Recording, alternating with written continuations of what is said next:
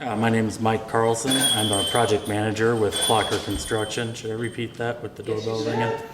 There we go. My name is Mike Carlson. I'm a project manager with Clocker Construction. I've lived on the lake for 3 years now.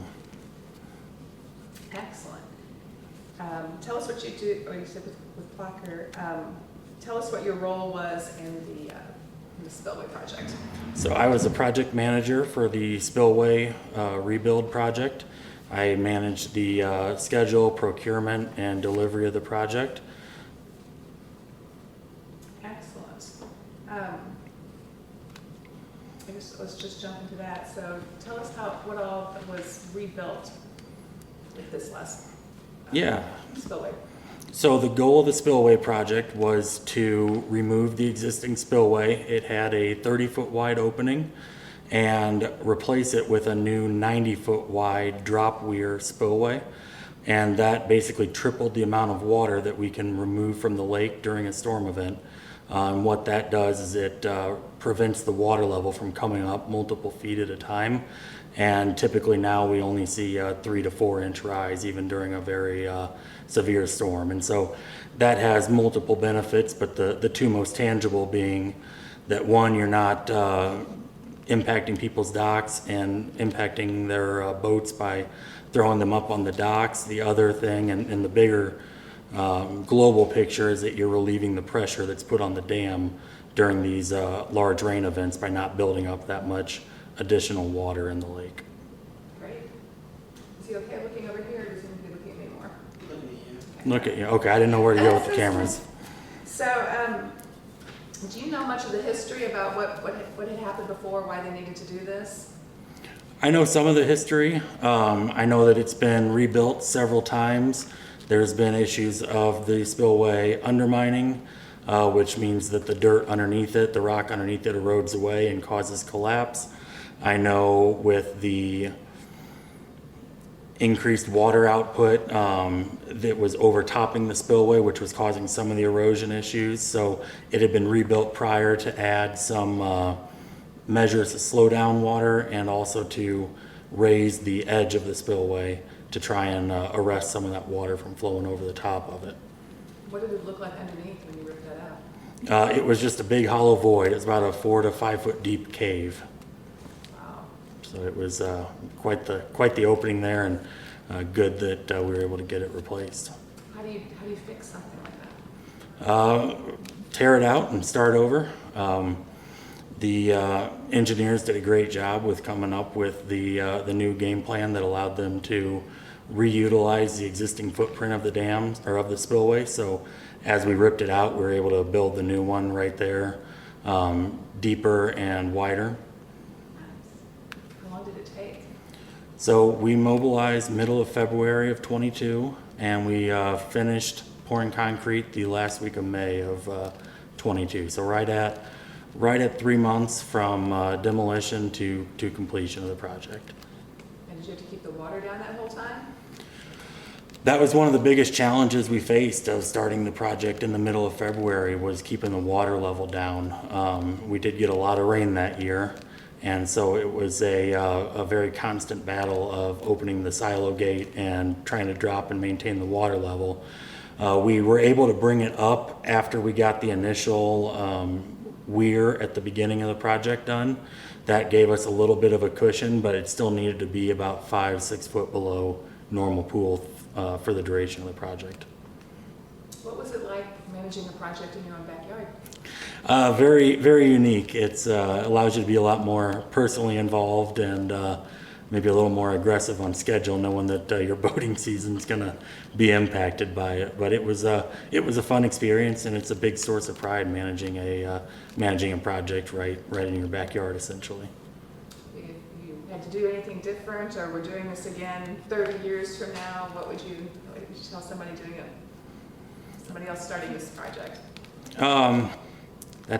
What would I tell someone else different doing this project?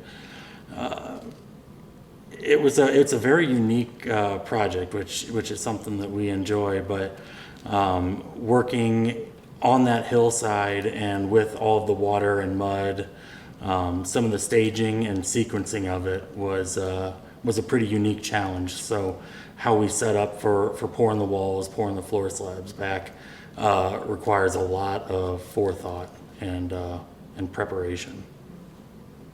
Yeah, that water moving over there is, it's amazing how much damage water can do. Absolutely. For you personally, what were some of your first memories moving onto the lake recently?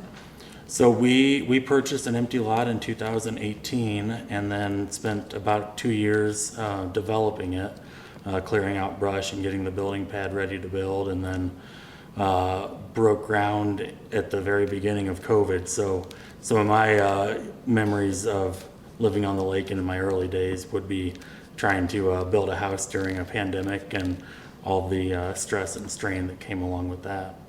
I bet that was crazy. What were some of the big challenges? The big challenges that came with building the house during the pandemic, just the uncertainty that came with it all back then. Selling our old house, not knowing what the housing market was going to do.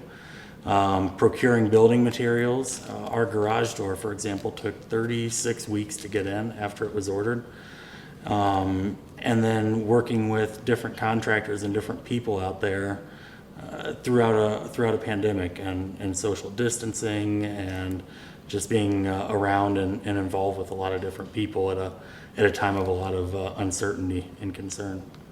Yeah, I think people looking back at this will have no idea what that was like. Yeah. What advice would you give to someone who's new living on the lake? Advice I would give to someone new living on the lake would be to, just get out and enjoy it. There's so much you can do out here, right? You can take a boat out or kayak and paddleboard and swim, and it's just such a nice area to walk around the lake. There's just so much that this unique little neighborhood offers. It's a great opportunity to just take advantage of a really unique living scenario. What do you think the future holds? I think the future is looking great out here. We've got so much progress made in the last couple of years. Feels like forever. It was kind of stuck in neutral, and now we've gotten the spillway done. We've gotten the silt basin done. We've got plans for these marinas, and then just continuing with the beautification projects around the lake. And it's really exciting to kind of see everything moving forward and progressing, and a lot of the change just in the houses that you're seeing on the lake. So I think the future is bright out here. It's a very exciting time to be out here and be a part of it. Yeah, one of my most interesting stories out here was I think everyone that's lived out here for a long time can attest they've had a motor failure on a pontoon boat at some point or another. So ours came with about 30-mile-an-hour winds on the north end of the lake, and had to get a tow in from a neighbor. And as you can imagine, with one boat facing those winds with one motor is a challenge enough, but trying to pull two boats against that much wind was a very interesting experience. Oh, I know. Tell us about you've been out mowing the lake bed. Some people have never even walked the lake bed and have no idea what's that like. Tell us about that. Yeah, I've been able to help out with mowing some of the lake bed. Down here, I live on the other side of Covey, so I have it right in my backyard, and it's been a really interesting experience. Fortunate enough to have some bigger equipment that can go out and handle those bigger weeds, and now it's become kind of a weekly club almost of myself and a few other guys with their lawn tractors out there. Mowing the lake just to try and keep it at bay, so when the water does come up, we're able to enjoy the entirety of the lake. I think that's a story we'll tell for decades. People can't imagine that. Fish will like it. A deer in the background of the lake bed right now. I think I got it. Yeah, actually the deer just ran right behind you. I saw it up here. Yeah. I was like, man, I wish I had that in a shot. And Yeah. it just kept going.